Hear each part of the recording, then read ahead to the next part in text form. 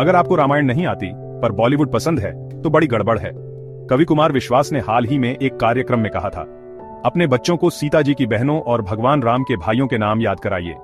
एक संकेत दे रहा हूं, अगर आपके बच्चों को रामायण की सही जानकारी नहीं होगी तो लक्ष्मी कहीं और चली जाएगी।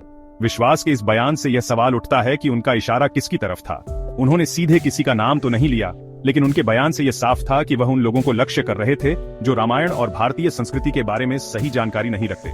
इसका इशारा शायद सोनाक्षी सिन्हा और उनके पिता शत्रुघ्न सिन्हा की ओर था, जिनकी संस्कृति और धार्मिक ज्ञान पर सवाल उठाए गए थे। मुकेश खन्ना, जिन्होंने शक्तिमान के किरदार से फेम पाया, ने सोनाक्षी सिन्हा पर तंज कसते हुए कहा, एक लड़की तो यह भी नहीं बता पाई कि भगवान हनुमान संजीवनी बूटी कैसे लाए थे और आप लोग रामायण के नाम पर बातें कर रहे हो। मुकेश खन्ना ने यह भी कहा, यह उसकी गलती नहीं है बल्कि उसके पिता की गलती है, जिन्होंने उसे रामायण के बारे में नहीं सिखाया। वह बस रामायण का नाम इस्तेमाल करती है, लेकिन उनका ज्ञान बहुत कम है। मुकेश खन्ना ने इस मुद्दे पर अपनी राय बहुत स्पष्ट रूप से रखी। कुमार विश्वास का इशारा किसकी तरफ था?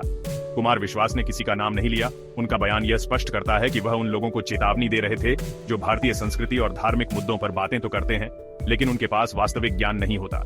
सोचिए, क्या वाकई हमें बच्चों को रामायण जैसी सांस्कृतिक धरोहर सिखानी चाहिए? देखा जाए तो बॉलीवुड की चमक दमक में सिर्फ लुक्स पर पूरा ध्यान रहता है, और हमने पहले भी देखा है जहां आलिया भट्ट को राष्ट्रपति का नाम तक नहीं पता था। ऐसे में हमारी संस्कृति को हम कैसे आगे बढ़ा सकते हैं? बच्चों को कैसे समझ आएगा हमारे इतिहास के बारे में? आप क्या सोचते हैं? कमेंट में जरूर बताइए।